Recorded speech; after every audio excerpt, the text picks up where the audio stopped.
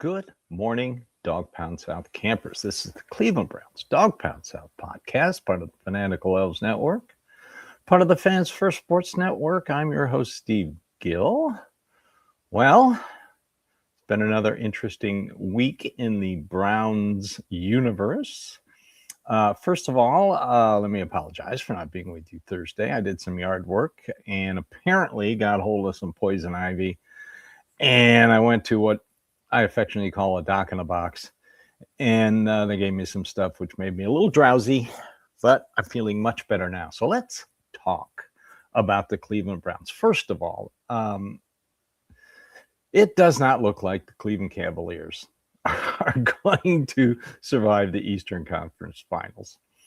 They may win one home game, but I have little faith. This is not the team with LeBron James. So now, why is that important when it comes to the Cleveland Browns? Well, I hate to say it, but when the Cleveland Cavaliers aren't doing well in the playoffs, there's nothing less for the media to talk about but the Browns quarterback situation. I mean, we could talk about the Guardians. Guardians are always, they play way above their pay level.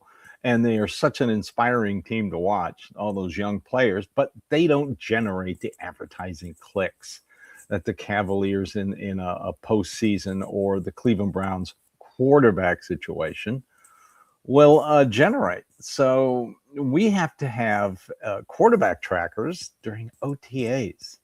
That is, first of all, a quarterback tracker during training camp is stupid. During OTAs, it's just plain asinine. I mean, they're throwing against air. There's no, I don't care if it's 7-on-7, 9-11, 11-on-11. There's no tackling. So if you're having an incomplete pass during an OTA on 11-on-11, you're not that good. I hate to say it, but the quarterback situation is not that good. And Todd Monken, our head coach, basically said that. He was not happy with the quarterback room after an OTA session because they had trouble completing a pass. At this stage, you should be able to complete passes. So if you see a video of, I don't care which quarterback it is, throwing a great pass to a wide receiver, does not matter. Here's what matters. Learning a new offense is what matters. And that is what's driving this narrative that Deshaun Watson's going to be the starter on day one, week 1 in September. He is a 10-year veteran competing against 2 second-year quarterbacks, a third-rounder and a fifth-rounder, and a rookie quarterback.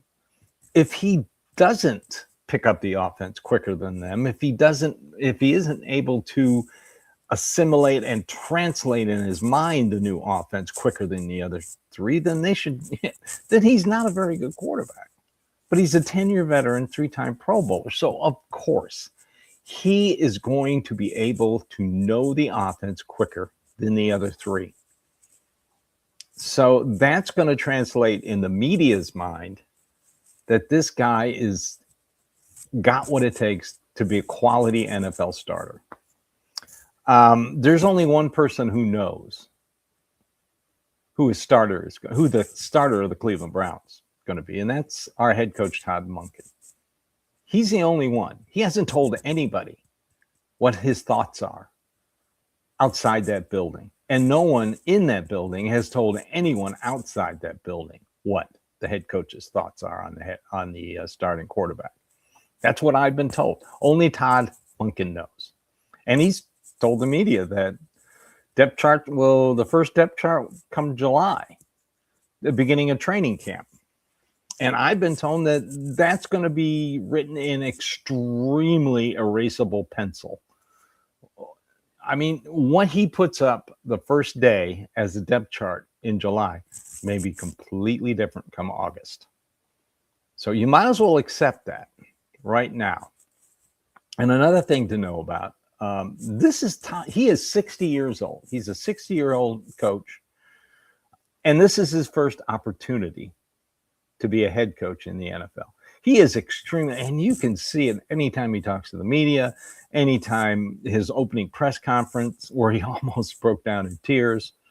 that he is extremely grateful for this opportunity to be a head coach in the NFL. This is what you strive for as a coordinator. You want to be a head coach in the NFL. So do you really think he's going to blow it or tank it? No, he is going to put the best guy at starting quarterback that'll win him and this team the most games. And that's what he's striving for. He's striving to win games in the NFL. Now, we talked about the schedule last week and how I thought it was not very fair to the Cleveland Browns, the way some sections of it were. And I still feel that way, although it's still rated the easiest schedule in the NFL, and the Browns really don't have to travel a lot. Their farthest trip is New Orleans.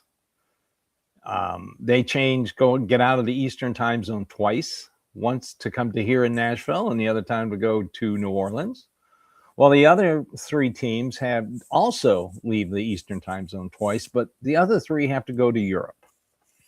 So that's a benefit to the Cleveland Browns.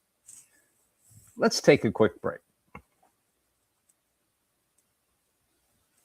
So Todd Monken, he wants to win. So you can, I see online everybody, well, they can tank in 27 and get their quarterback. Well, yeah, but we don't know what those quarterbacks are going to look like. Every year going into the college season, the number one guy never turns out to be the number one guy. I mean, Carson Beck was the number one guy once. Who was the quarterback at Texas? I can't think of his name off. Used to play for Ohio State. He was supposed to be the number one guy. So right now you've got two, Arch Manning and Dante Moore, that people are hyping to be the number one pick next April. We don't know. There's probably about 10 guys who have the opportunity to be a first-round pick if they play well their final seasons in college football, but we won't know that until the game starts. So why would you start tanking for an unknown? That's illogical. Todd Monken is very proud to be an NFL head coach, and he loves the fact that he's an NFL head coach, and he's going to take advantage of it as best possible. Now, the quarterback room for the Cleveland Browns. Let's right now, it's very uninspiring. And you could say what you will about Deshaun Watson or Shedeur Sanders or even Dillon Gabriel. Right now, they are very uninspiring. Deshaun Watson, yes, he's getting a clean slate. Yes, he's getting an opportunity. But he may look good in training camp or OTAs. But will his physical capabilities hold up to actually play in a game? I doubt it seriously. I talked to one expert, and they gave it a 5% chance that he would play this year in the NFL, strictly based on the injuries he's had in the past. So I am not worried about Deshaun Watson suiting up and being the starting quarterback down in Jacksonville week 1. What worries me is the other two quarterbacks, Shedeur Sanders and Dillon Gabriel. I've gone back and watched some games of both of them. I hear that Shedeur Sanders is getting a lot better in processing, which is something he needs. But his footwork needs a whole lot of work. Dillon Gabriel, I just think Dillon Gabriel was afraid to make a mistake. And, everybody talked in depth about this last year. He looked tentative. And I think he did. He was tentative. Let's face facts. Rookie quarterback, weight of the franchise on his shoulders. Nobody wanted him, said he was too short, blah, blah, blah, blah. So he was afraid to make a mistake. I saw a couple of games where he played extremely well, but then I saw a couple of games where he held on to the ball too long, got sacked. It wasn't like Shedeur Sanders running backwards and getting sacked, but still, these two guys would have to make such a giant leap to be a starting quarterback. Right now, they're both below average. But Todd Monken can develop quarterbacks. He's done this everywhere he goes. So I just still can't see Deshaun Watson with all his injuries starting week 1 in Jacksonville. I'm sorry, I just can't. So it would have to be Shedeur Sanders or Dillon Gabriel. Gabriel has the advantage of being able to pick up an offense quicker. He had 3 different offenses in college. Shedeur Sanders has the athletic advantage over Dillon Gabriel. So one of those two guys are going to be your starting quarterback.